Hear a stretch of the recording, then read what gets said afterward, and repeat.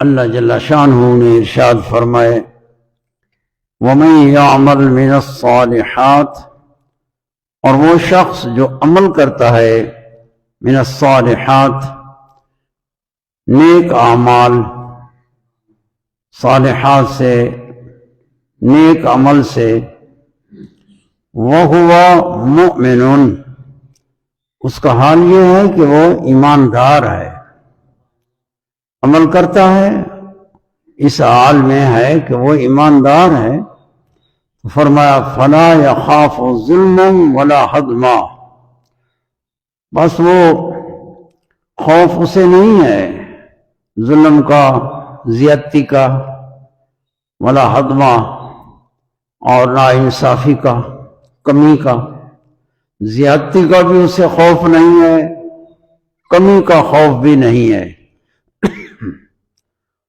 تو یہ آیت مبارکہ واو عاطفہ ہے تو ما قبل کے ساتھ جو پیچھے ذکر فرمایا پچھلی آیت میں وَعَنَتِ الْوُجُوهُ لِلْحَيِّ الْقَيُّومِ، کہ چہرے حی القیوم کے آگے نزدیک اس کے لیے اس کے جلال اور عظمت کے لیے جھکے ہوں گے چہرے۔ وَقَدْ خَابَ مَنْ حَمَلَ ظُلْمًا، اور یہ چہرے الوجوہ الف لام ہے اس میں، یا استغراق کا ہے یا عہد کا ہے، یہ احوال قیامت کے ذکر ہیں، ذکر قیامت کے میدان کے حالت ہے میں لوگوں کا حال کیا ہوگا۔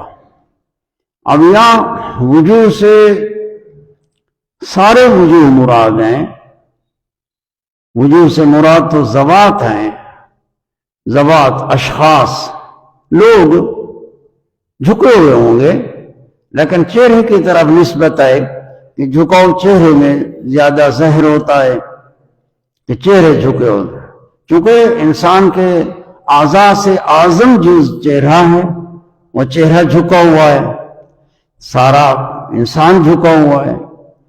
تو جب الف لام عہد کا ہے وہ لوگ جھکے ہوئے ہوں گے جو پیچھے فجار، فساق،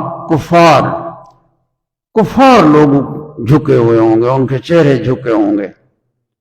ایک یہ بھی ہے وَقَدْ خَابَ مَنْ حَمَلَ ظُلْمًا، اور رسوا تو وہ ہوا جس نے ظلم کو اٹھایا، یعنی اسراف کیا اور خسارے میں پڑا کہ ظلم کیا، یعنی شرک کیا، کفر کیا، تو کفار میدان محشر میں رسوا ہوں گے، بے بہرہ اور بے نصیب ہوں گے، محروم ہوں گے۔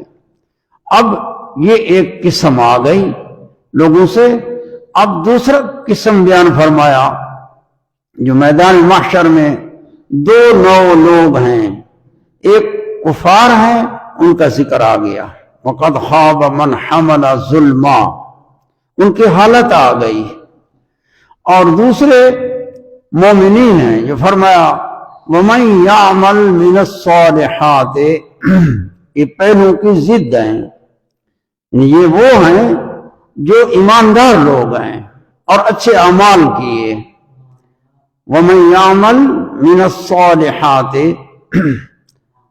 یا تو من بازیہ ہے، یعنی وہ شخص جو عمل کرتا ہے بعض اعمال نیک، اعمال نیک تو بہت ہیں، اس نے اعمال کیے، وہ نیک اعمال کا بعض ہی کرے گا، سارے اعمال اس کے استطاعت میں نہیں ہے، یا بیان ہے کہ جس نے نیک اعمال کیے بس بعض ہیں، یہ اس کا احاطہ نہیں، نیک اعمال کیے اس نے دنیا میں نیکیاں کی، اور وہ ہوا مومن، یہ وہ حالیہ ہے، اور یہ حال جو ہوتا ہے یہ شرط ہے بمنزل شرط کے، کہ بندے کا عمل تب اللہ کی بارگاہ میں معتبر ہوتا ہے، مقبول ہوتا ہے کہ بندہ ایماندار ہو۔ اگر ایماندار ہے تو تھوڑا عمل کرے گا وہ مقبول اور معتبر ہوگا، جو عمل بھی نیک کرے گا اس کا اعتبار ہوگا اللہ کے حضور، اس عمل کی قدر ہوگی کہ اصل ایمان حاصل ہے، اور ایمان شرط ہے، تمام اعمال صالحہ کی قبولیت کی شرط ہے۔ تو اس لیے فرمایا وَهُوَ مُؤْمِنٌ، وہ ایماندار ہے۔ فَلَا يَخَافُ ظُلْمًا وَلَا حَظْمًا، پس وہ ظلم کا خوف نہیں کرے گا قیامت کے میدان میں، اس پر ظلم نہیں ہوگا۔ اللہ تعالیٰ نے یہ ارشاد فرمایا ہے کہ قیامت کے میدان میں آئے گا، اعمال ہوں گے، اس پر ظلم نہیں ہوگا۔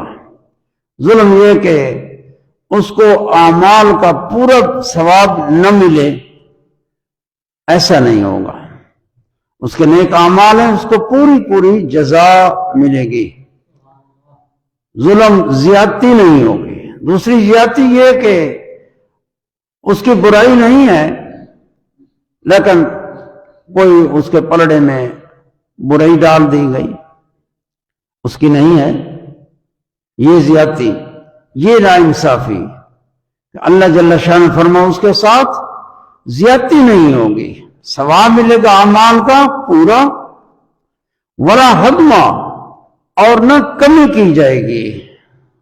حدما یہ معنی ہے کسر، اور تام سے جو کسر ہوتی ہے، وہ اعمال کا ثواب پورا پہنچے گا۔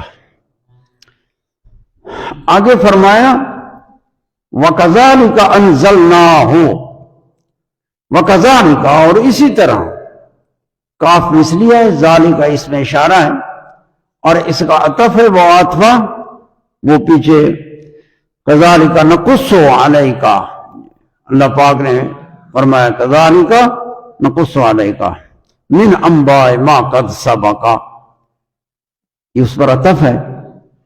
وَكَذَلِكَ یعنی جو آیات اللہ تعالیٰ نے فرمایا ہے، جو ہم نے نازل فرمائی، ما سبقہ پہلے لوگوں کی خبریں، وہ آیات نازل کی قرآن مجید میں، اور وہ وعیدیں ہیں جو وعیدیں آئیں۔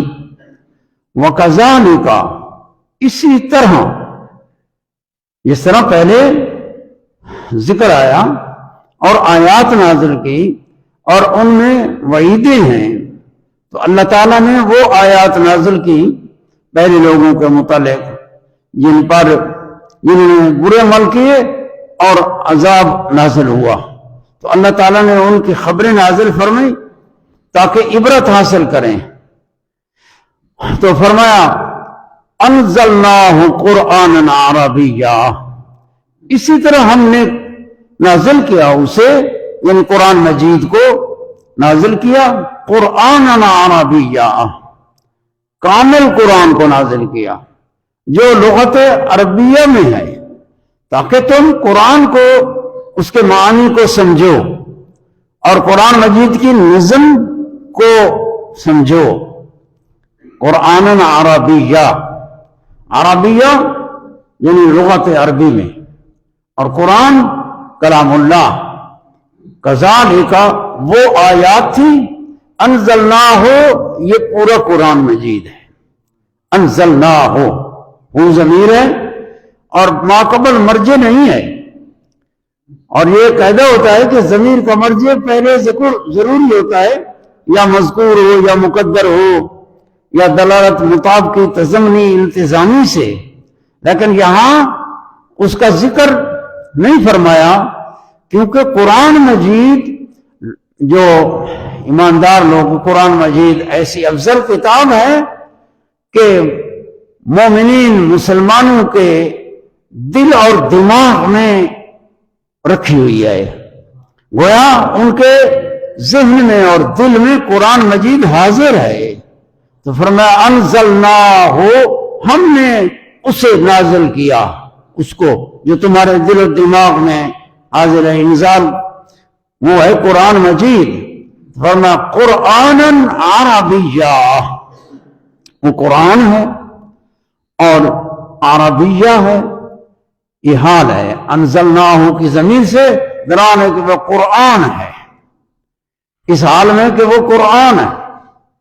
قرآن یہ فولاً وزن ہے، اس کے دو معنی بنتے ہیں. ایک کہ یہ کلام منزل علی الرسول صلی اللہ علیہ وسلم جو آپ پر نازل ہوئی، قرآن مجید جو ہمارے ہاتھوں میں ہے، یہ مصحف شریف جو ہمارے گھروں میں ہے، یہ قرآن ہے. قرآن مجید اسی کا علم ہے، یعنی نام ہے. جب قرآن کہا جائے ہر بندہ سمجھے گا قرآن سے کیا مراد ہے. یہی کتاب مراد ہے جو اللہ نے نازل کی ہے، یہ قرآن ہے. قرآناً، اور قرآن ایک ہے قراءت سے، ایک ہے قرآن سے. قرآن قرانا، قراء، قرآن مشتق ہوا ہے اسی سے، اور قرآن اس کی تلاوت کی جاتی ہے. قراء سے فقرؤوا ما تیسر من القرآن، تم تلاوت کرو جو تمہیں آسان لگے. من القرآن، قرآن سے جو تمہیں آسان لگے وہی تلاوت کرو. یہ نماز کے اندر حکم ہے، فقرؤوا ما تیسر من القرآن. اس لیے قرآن مجید دی تلاوت نماز دے اندر یہ فرض ہے. نماز دے اندر فرائض ہیں، قیام بھی فرض ہے، رکوع بھی فرض ہے، سجود بھی فرض ہے، اور یہ قرات بھی فرض ہے. اور قرات یہی کہ اتنی قرات فرض ہے کہ جس سے نماز صحیح ہو جائے. اور وہ ہے ما جو اللہ تعالیٰ نے فرمایا ہے. یعنی 3 آیاتوں کا اندازہ، 3 آیاتوں کا ائمہ کے درمیان اس میں بحث ہے. امام ابو حنیفہ سے فرماتے ایک آیت جو پڑھ لی نا قرآن مجید کی نماز کے اندر، اس کی نماز ہو گئی، فریضہ ادا ہو گیا. اور زیادہ یہ ہے کہ 3 آیاتوں کا اندازہ یا ایک آیت جو 3 آیاتوں کے برابر ہو کلمات میں، مقدار میں. تو قرآن قرات سے ہے، اس کی قرات کی جاتی ہے. اس مصحف شریف نظم جو اللہ تعالیٰ کا کلام ہے، یہ اللہ کا کلام ہے، اور اس کا اعجاز ہے، معجز. یہ عاجز کر دینے والا کلام ہے، اس کا کوئی مقابلہ نہیں کر سکتا دنیا جان میں. نہ مقابلہ کر سکتا ہے، نہ اس پر کوئی، سمجھے نا، آپ بالکل عاجز ہیں. تو یہ قرآن ہے. انزلناہ قرآناً، یا قرآن قرآن سے آئے. قرانا بمعنی متصل ہوا. قرآن مجید کے آیات ایک دوسرے کے ساتھ، آیات صورتیں یہ متصل ہیں، متصل ہیں اور جڑی ہوئی ہیں. ایسے کلمات ہیں جیسے سمجھو کہ موتی ہیں. کلمات موتی ہیں اور ایک لڑی میں پروئے ہوئے ہیں. ان کا اتنا ضبط ہے، تے نظم ہے، جو بس گویا موتی لڑی میں پروئے ہوئے ہیں. جیسے قرآن مجید میں اللہ تعالیٰ نے فرمایا الف لام را کتاب احکمت آیاتہ ثم فصلت من لدن. یہ قرآن مجید کے آیات قرآن کو قرآن اس لیے کہا جاتا ہے، اس کی تلاوت کی جاتی ہے. اور اس دنیا میں جو کتاب کے زیادہ تلاوت کی گئی ہے اس کی، وہ صرف اور صرف یہ قرآن مجید ہے. اتنی تلاوت اتنا اور کسی اور کتاب کی نہیں ہوئی ہے. یہ قرآن ہے، قرات سے بہت مقروب پڑھا گیا. تلاوت نماز میں فرض ہے اور بار، اور قرآن مجید کا حفظ اور حفاظت یہ بہت بڑی سعادت کی بات ہے. تو قرآن عربیہ، عربیہ فرمایا کہ لغت عربی میں ہے. اور لغت عربی، عربی بولی، یہ ایسی لغت ہے کہ اس جیسی بولی اور بولی نہیں ہے. یہ سب بولیوں سے افصح فصیح تر بولی ہے. اللہ تعالیٰ نے قرآن مجید عربی زبان میں نازل فرمایا. اور یہ قرآن انزلناہ قرآنا عربیہ، تاکہ تم اس کے معنی کو سمجھو اور اس کے کلمات کو جانو، اس کی ترتیب کو جانو، اس کے اعجاز کو اور فصاحت بلاغت کو سمجھو، اس کے اندر اسرار ہیں، حقائق ہیں، معانی ہیں، ظاہر ہیں، باطن ہیں، اتنے معانی ہیں کہ اس کا احاطہ نہیں ہو سکتا، بندے سے نہیں ہو سکتا۔ یہ آگے ہی چلتے رہتے ہیں، یہ غیر متناہی معانی اس کے اندر آ جاتے ہیں، جو ہمیشہ قرآن مجید کے معنی حاصل کرتا رہے گا، کبھی انتہا نہیں ہوگی۔ تو فرمایا قرآناً عربیاً، عربی، اور فرمایا وَصَرَّفْنَا فِيهِ مِنَ الْوَعِيدِ، صرفنا،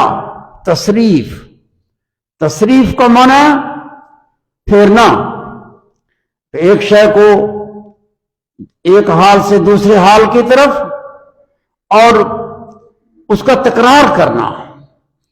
صرفنا یعنی بینا، کررنا، ہم نے بیان کیا اور بار بار ذکر کیا۔ من الوعید، وعید، وعیدوں کو بار بار ذکر کیا۔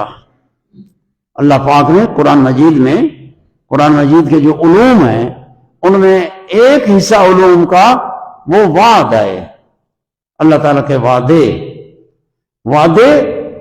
مومنین کے ساتھ، نیکوکار لوگوں کے ساتھ، اور اللہ تعالیٰ وعدہ پورا فرمائے گا، وہ وعدہ خلافی نہیں، اور لا یخلف اللہ المیعاد، اللہ وعدے کی خلاف ورزی نہیں فرماتا، وعدہ جو دیا اس کو پورا کرتا ہے۔ اور وعیدیں بھی ہیں، ایک نو علم کا وعیدیں، وعید اور وعد میں فرق ہے۔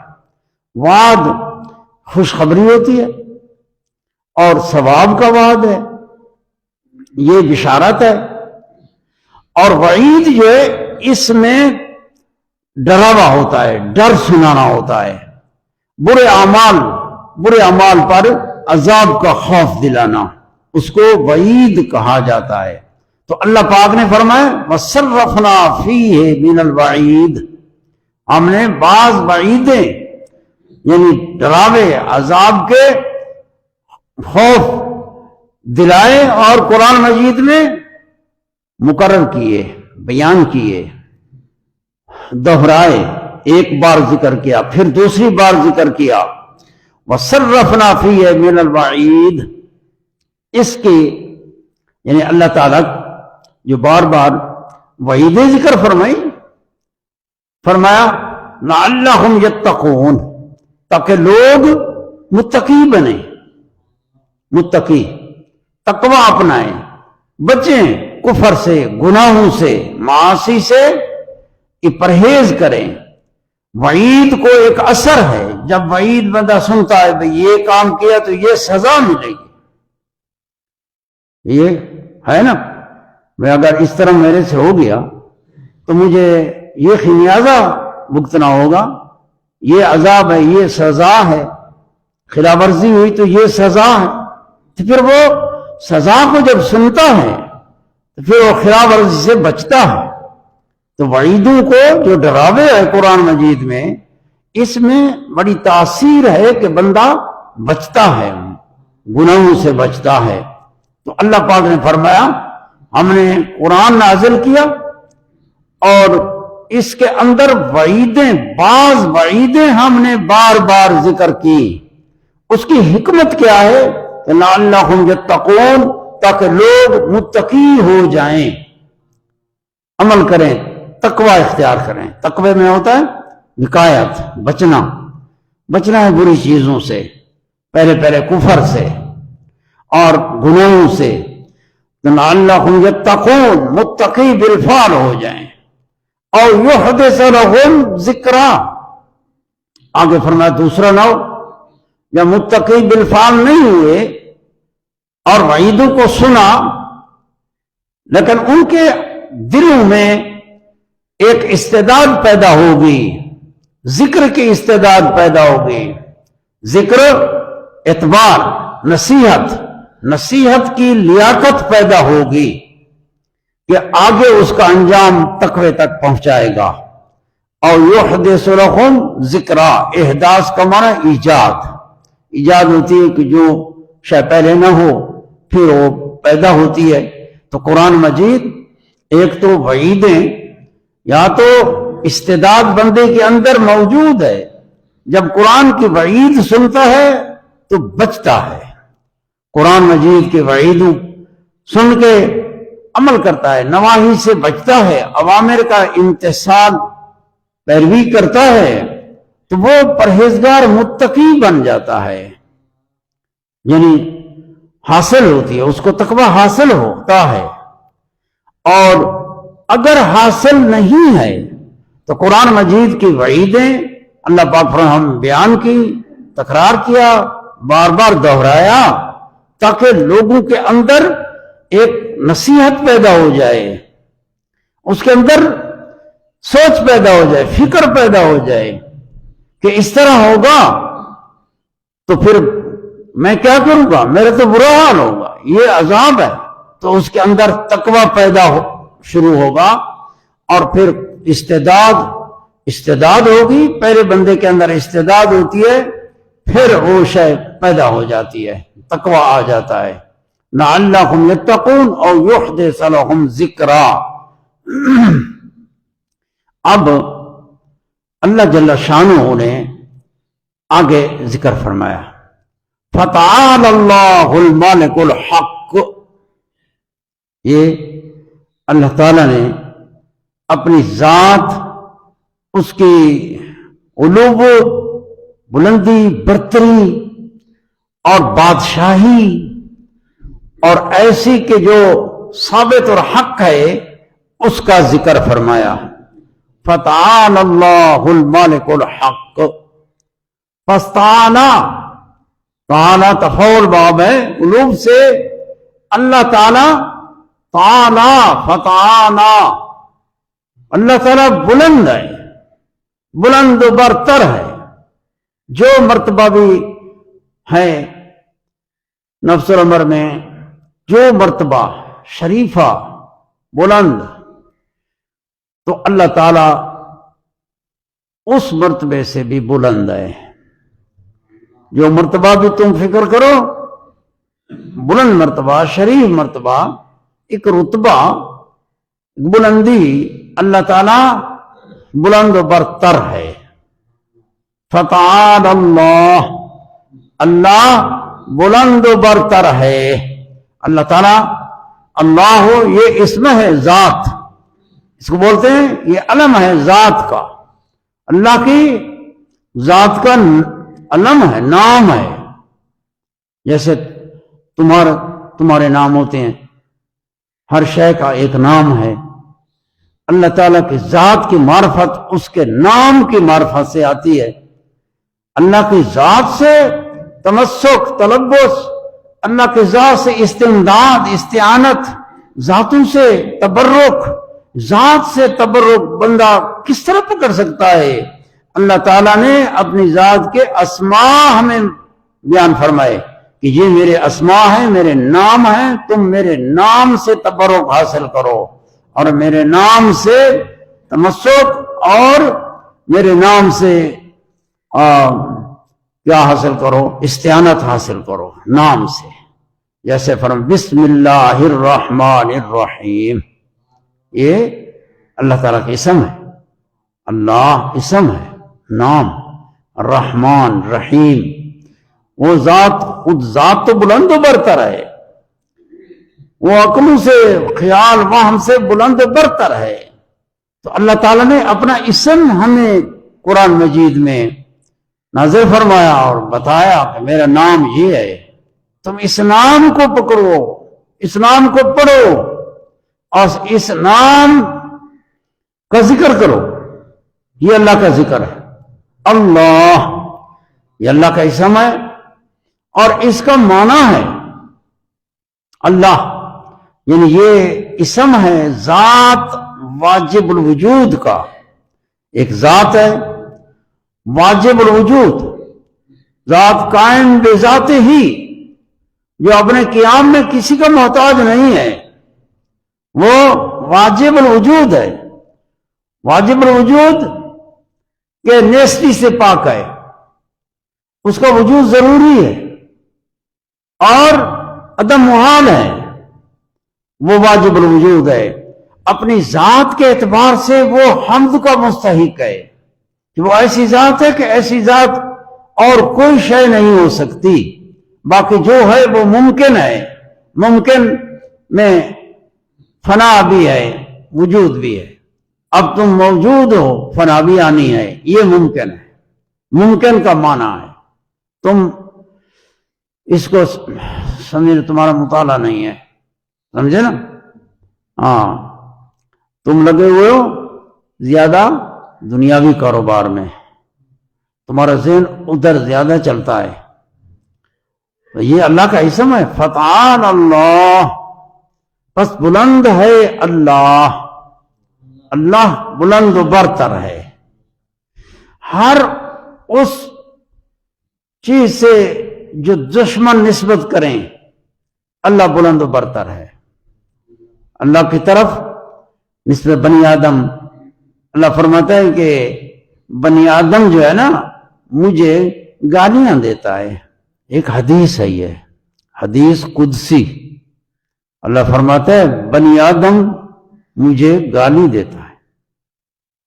بنا شکری کرتے ہیں بندے جو ناشکری جہالت کی وجہ سے پھر اللہ تعالیٰ کا شکوہ کرتے ہیں۔ تو پوچھا گیا یا رسول اللہ کو گالی کون دیتا ہے؟ تعجب ہے، یعنی داہر کو گالیاں دیتے ہیں، داہر کو تو اللہ تعالیٰ نے فرمایا حالانکہ داہر تو میں ہوں۔ بندے دیکھتے ہیں نا، ایک شخص نے ہوا جو چلی ہوئی تھی تو اس کا تہبند ہوا نے اچھالا تو وہ تہبند کو جوڑتا ہوا ہوا کو گالی دیتا ہے۔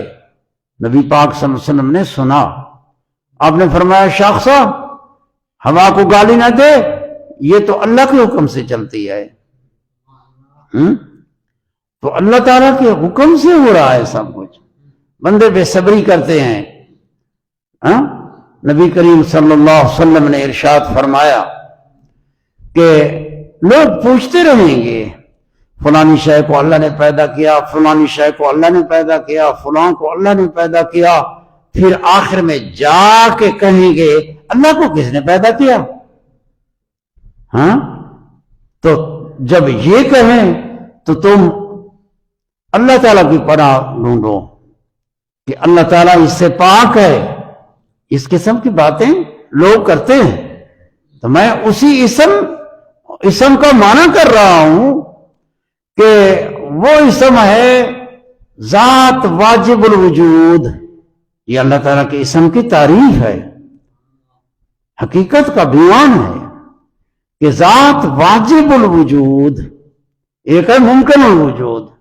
جملہ کائنات موجودات جو اللہ نے پیدا کیا یہ ممکن وجود ہیں، اور پہلے فنا تھی پھر وجود ہے پھر فنا ہوگی۔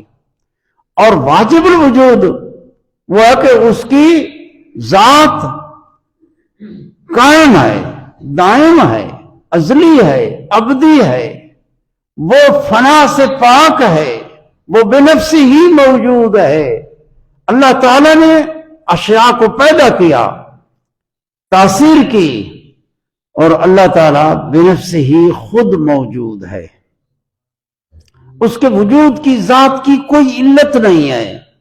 وہ علی سینا یہ بہت بڑا دانا تھا، وہ کہتا ہے لا برہان علیہ ہوا برہان کل شیء۔ اللہ تعالیٰ پر کوئی برہان نہیں ہے، وہ ہر شے کی برہان ہے۔ برہان دو قسم ہے، ایک انی دوسری لمی۔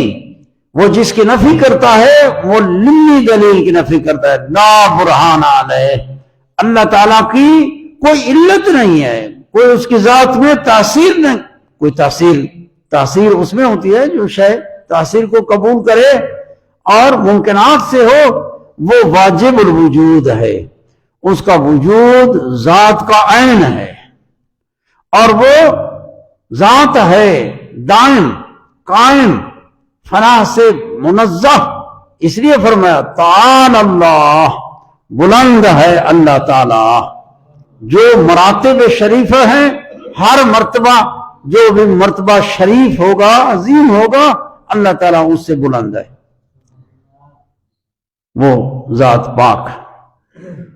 ملک، اللہ تعالیٰ نے اپنے اسماء کا ذکر فرمایا، پہلا اسم اللہ، تعالی اللہ، آگے فرمایا الملک، ملک بادشاہ، ملک کہتے ہیں بادشاہ، اور اللہ یہ ذات کا اسم ہے، ذات واجب الوجود، جمیع صفات کمالیہ کی جامع اور مستجمع، استجماع میں پھر ایک مبالغہ ہے، یعنی بہت شدت کے ساتھ اور بلوغ کے ساتھ وہ اپنے صفات کی جامع، کمالات کی جامع، جو اس ذات کے صفات ہیں، اور وہ صفات سارے جو صفات ہیں اللہ کے وہ قدیم ہیں اور ازلی ہیں،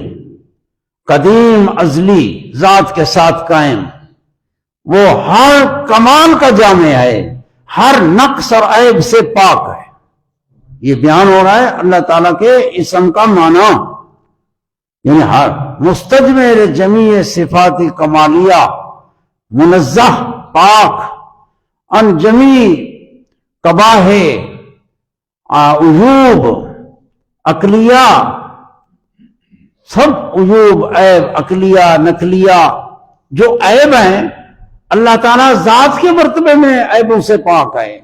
جو نقص اور نقصان والی چیزیں ہیں، کمی لاتی ہیں، بندے میں ہوں کمی ہے، بندہ اس کو کمی سمجھے گا، اور اللہ تعالیٰ سچا ہے، صدق، کذب سے پاک ہے، مبرہ ہے، کذب سے، کذب محال ہے، وہ ذات کے مرتبے میں اس سے پاک ہے، اور کمال ہے صدق، کہ صدق اس کی صفت ہے۔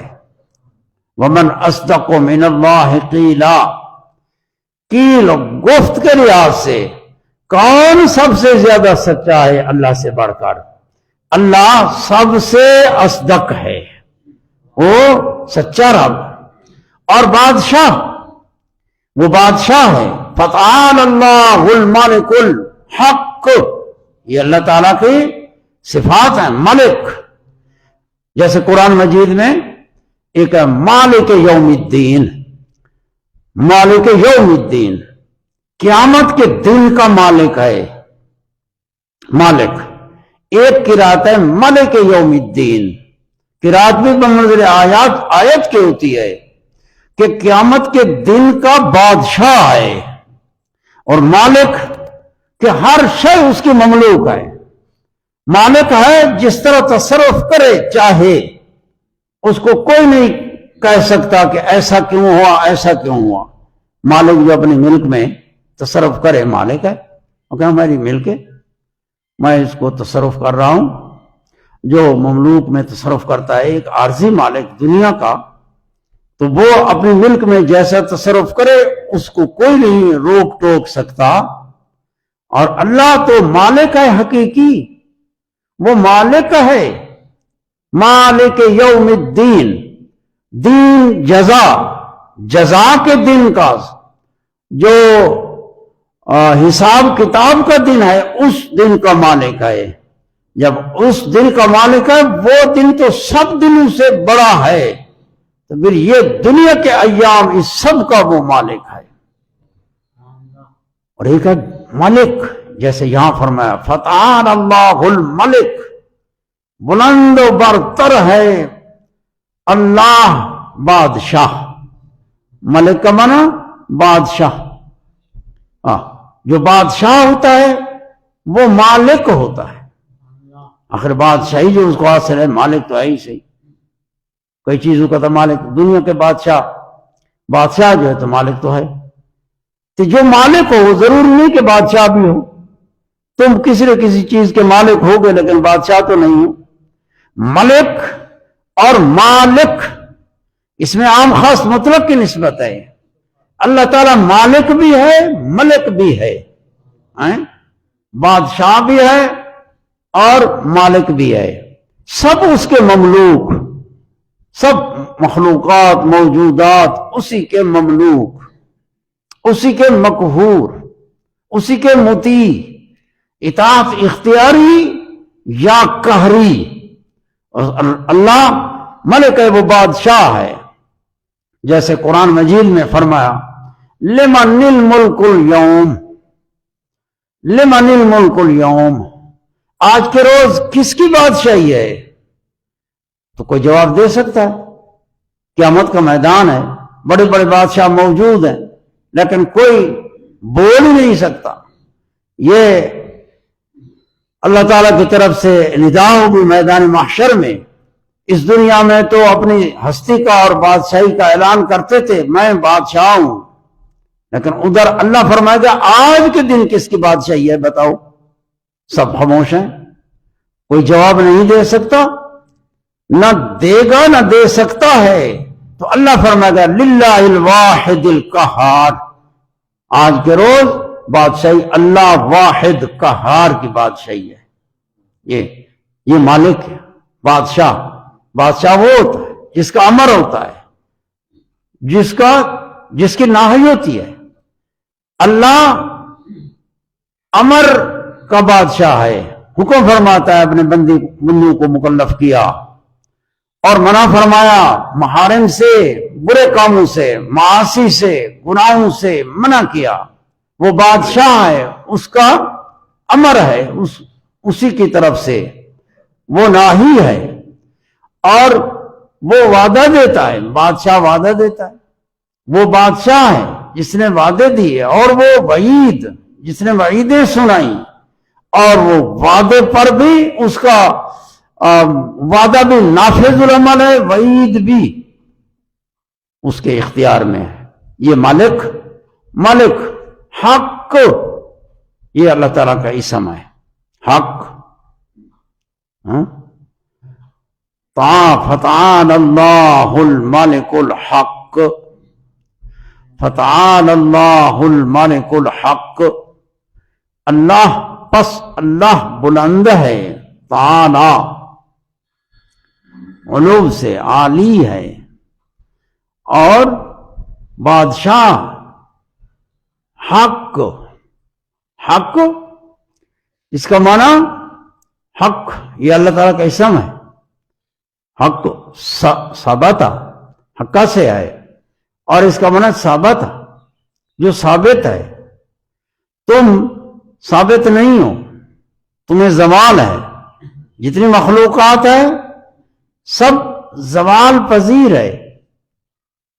یہ حق، جو حق اللہ کا اسم ہے، وہ یہ کہ وہ ثابت ہے اور اس کو تغیر نہیں ہے، تبدل نہیں ہے، وہ پاک ذات ہے۔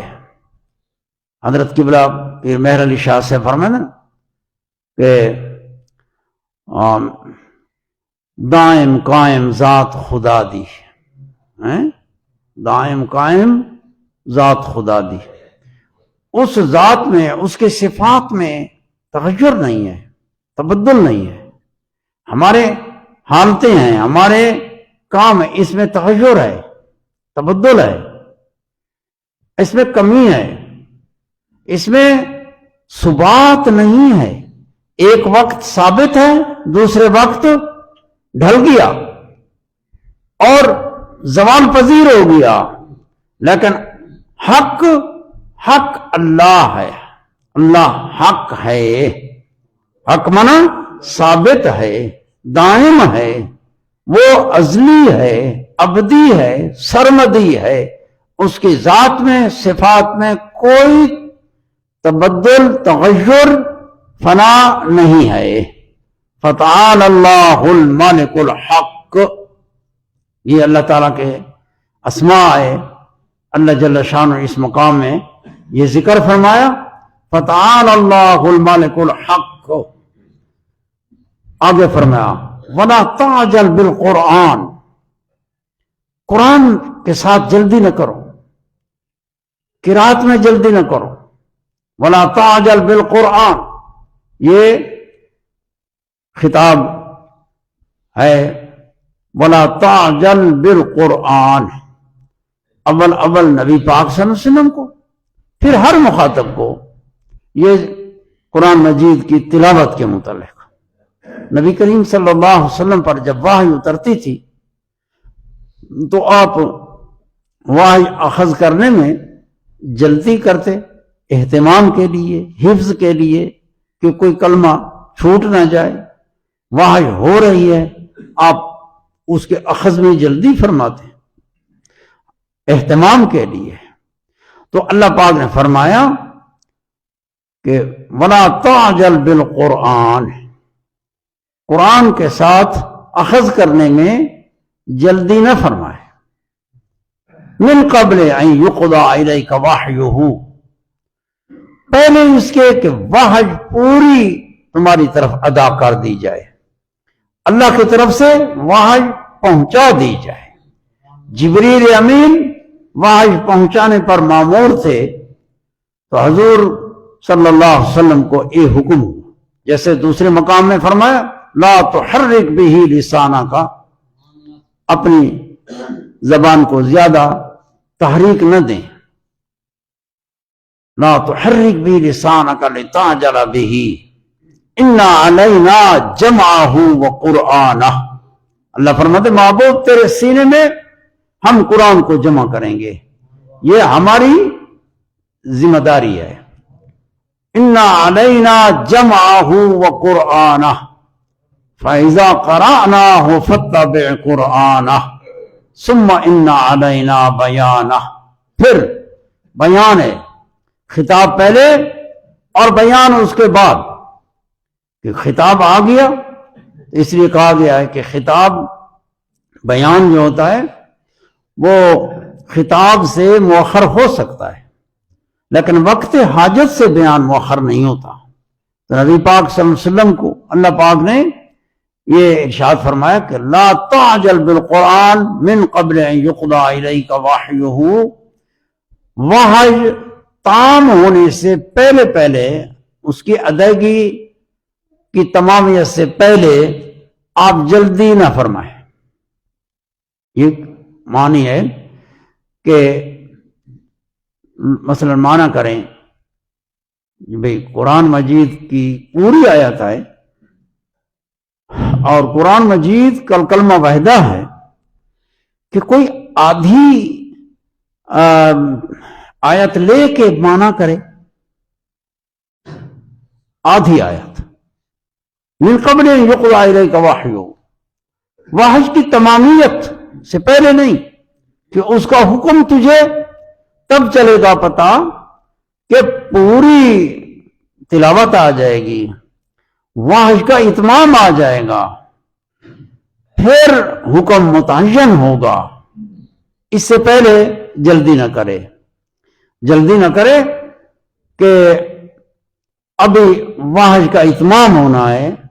جب وحی پوری انزال اللہ کے احکام پورے نازل ہو جاتے ہیں، پھر اس کے احکام جو ایک حادثے کے متعلق ہے وہ متعین ہوگا.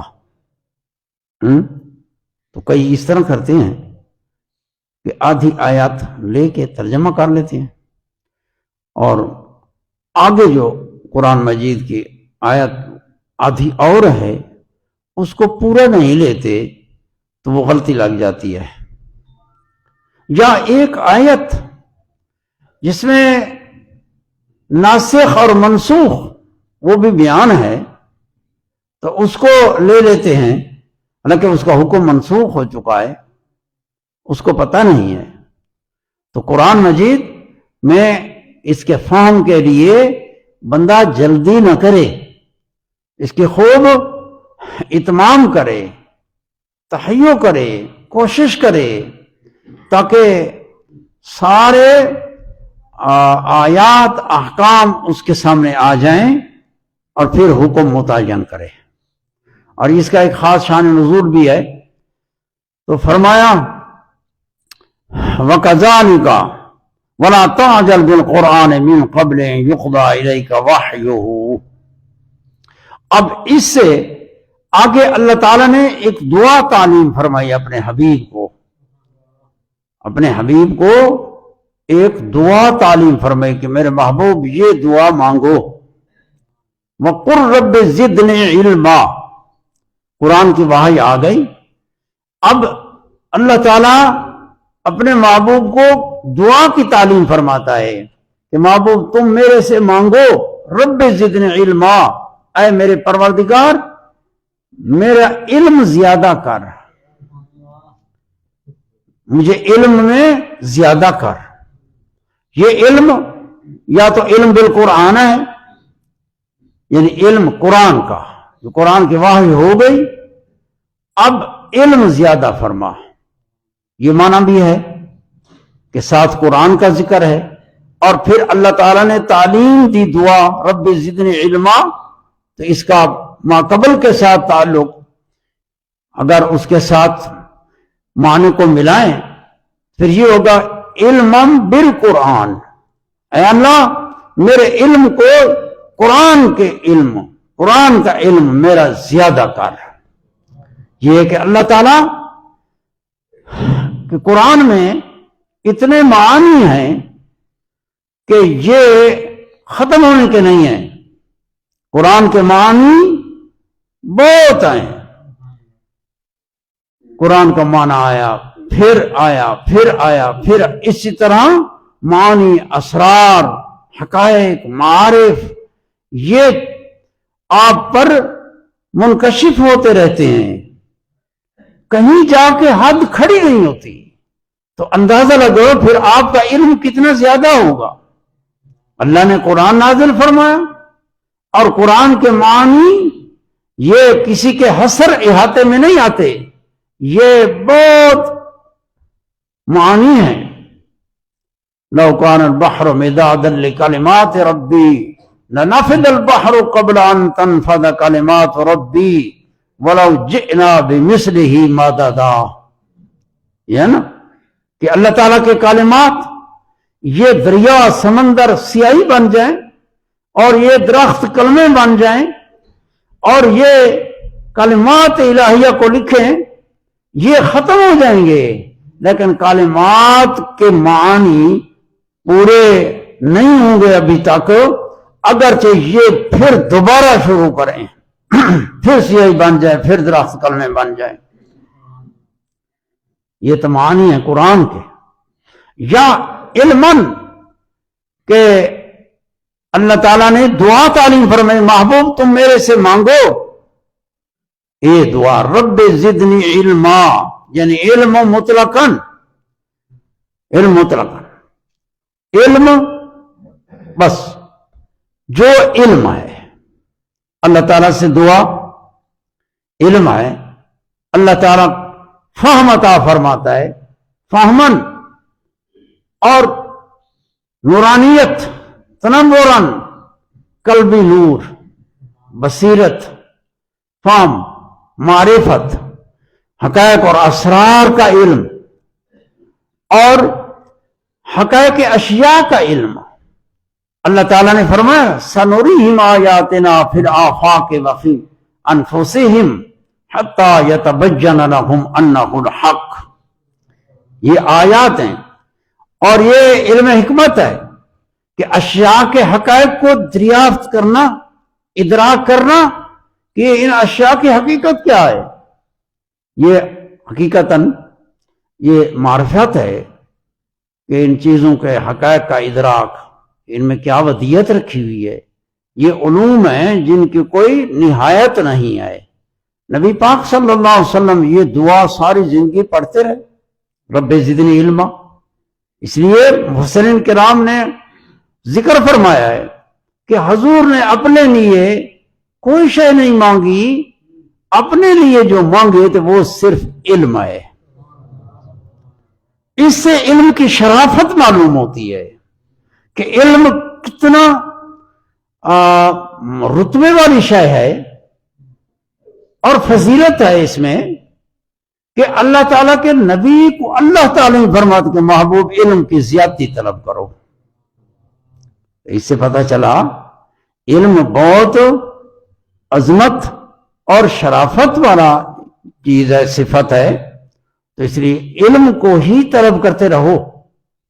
یہ علم ایسی دولت ہے کہ کبھی ختم نہیں ہوتی، اور اس کی ایسی عزت ہے کہ اس کی عزت بھی کبھی زوال پذیر نہیں ہوتی. اس کا جو رونق ہے یہ رونق تر و تازہ ہے. علم کو فضیلت ہے.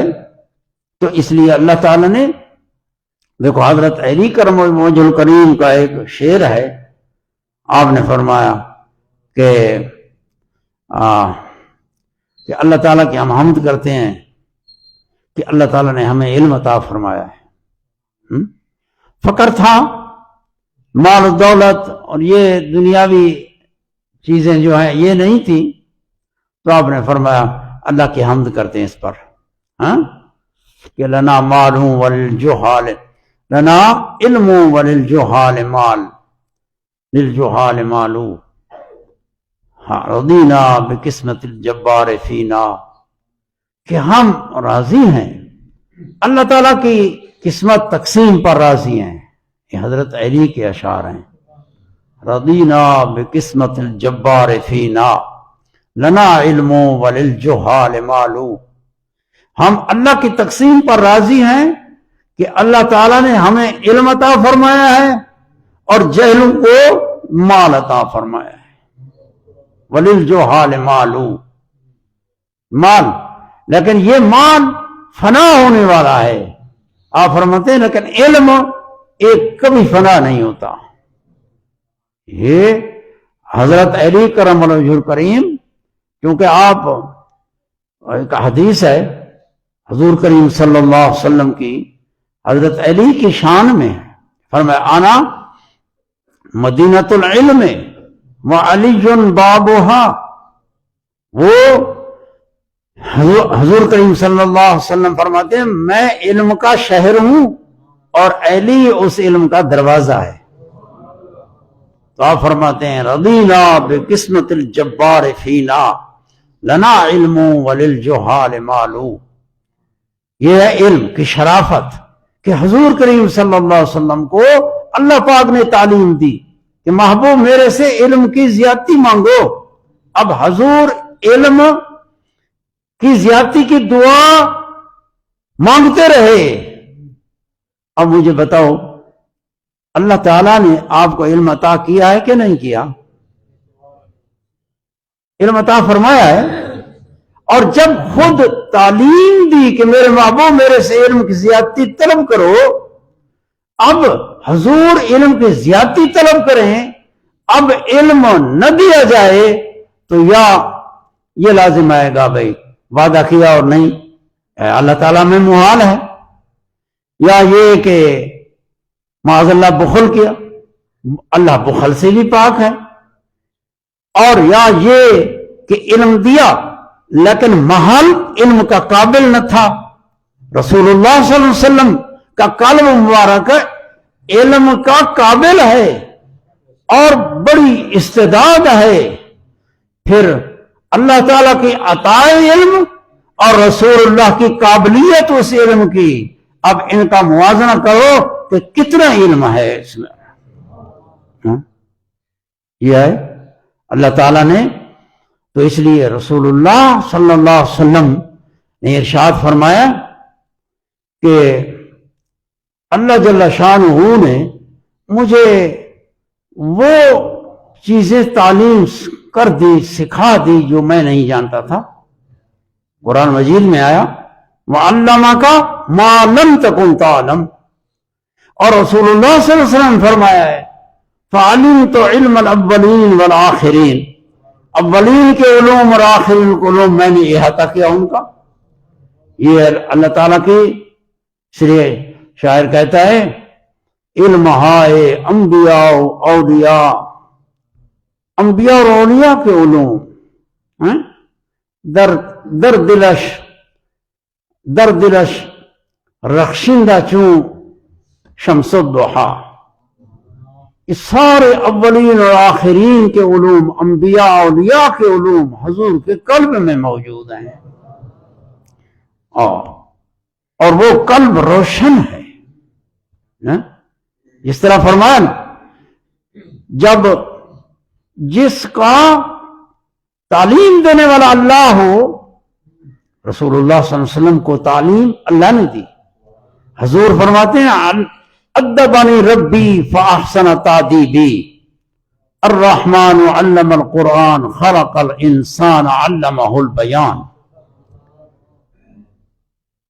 اللہ کی تعلیم ہے، اور حضور انسان اللہ کی مخلوق ہے، تو اس میں انسان کامل وہ نبی کریم صلی اللہ علیہ وسلم کی ذات ببرکات ہے. سب انسان کامل انسان یہ ہے. جب اللہ تعلیم دے تو پھر اس کے علم کی وہ کمال کتنا ہوگا. فرمایا بس پھر تو علم کامل مطلق ہے. حضرت بائی بستامی رضی اللہ تعالیٰ عنہ کی مجلس میں بات ہوئی، فلانے نے علم سیکھا ہے، فلاں سے اتنا علم سیکھا ہے، تعریف کی. آپ نے فرمایا کہ یہ مسکین لوگ انہوں نے مردوں سے سیکھا ہے، ہم نے زندوں سے علم پڑھا ہے، لہذا اس علم نے ہمارے اندر زندگی پیدا کی ہے، اور انہوں نے مردوں سے سیکھا ہوا ہے، مردوں کا علم بھی مردہ ہے. حضرت ایک بزرگ تھے، حضرت خضر علیہ السلام ان کو ملے. حضرت خضر علیہ السلام نے فرمایا کہ میں فلاں مسجد میں گیا، وہاں ایک بزرگ تھے، شیخ تھے، محدث تھے، عبد الرزاق اس کا نام ہے. وہ حدیث پڑھا رہے تھے اور طلباء جمع تھے، اور مسجد کے دوسرے کونے میں میں نے دیکھا ایک نوجوان ہے، مراقبے میں بیٹھا ہے. خضر علیہ السلام فرماتے میں اس کے پاس گیا، میں نے کہا تو عبد الرزاق کی کلام نہیں سنتا؟ تو یہاں بیٹھا ہے، اس حلقے میں نہیں جاتا؟ تو نے فرمایا بھائی میں عبد الرزاق کی کلام میں رزاق کی کلام سنتا ہوں. عبد الرزاق کی کلام نہیں، میں رزاق کی کلام سنتا ہوں. وہاں کہ اگر تو سچا ہے تو پھر بتا میرا نام کیا ہے؟ وہاں کہ انتا خضر، تو خضر ہے. تو کئی ایسے ہوتے ہیں، تو ضرورت اس کی کہ علم کس کا نام ہے؟ علم نور ہے، نور. اللہ تعالیٰ جب ارادہ فرماتا ہے کسی کے ساتھ خیر کا، تو وہ نور اس کے باطن میں داخل فرماتا ہے. وہ نور ہے، علم نور ہے، اور پاک دلوں میں آتا ہے. تو پہلے تصفیہ باطن کرے اور تصفیہ قلب کرے، یا تصفیہ باطن سے تصفیہ قلب ہوتا ہے، پھر نور آتا ہے. جیسے اس برتن میں دودھ آتا ہے جو برتن پاک صاف ہو، ورنہ اس علم سے جس علم تو ہو لیکن نفع نہ ہو. تو فرمایا گیا، حضور کریم صلی اللہ علیہ وسلم نے دعا تعلیم فرمائی، اللہم انی اسألک علما نافعا، اے اللہ میں علم نافع کا سوال کرتا ہوں، مجھے علم عطا فرما، علم نافع. اور اعوذ بک من علم لا ينفع، میں ایسے علم سے اللہ تیرے سے پناہ مانگتا ہوں جو علم ہو تو نفع نہ دے. اس سے پتہ چلا علم دو قسم ہے، ایک علم نافع، دوسرا علم غیر نافع. علم نافع وہ ہے جو اللہ تعالیٰ کی طرف سے بندے کے دل میں ایک نور آتا ہے. علم غیر نافع اس میں حیات نہیں ہے، اس میں کوئی یعنی آثار نہیں ہے اس کے. اللہ تعالیٰ علم نافع عطا فرمائے. علم نافع ہوتا ہے تو عمل کی توفیق بھی ہوتی ہے. اللہ تعالیٰ عمل کی توفیق عطا فرمائے. وآخر دعوانا الحمد للہ رب العالمین.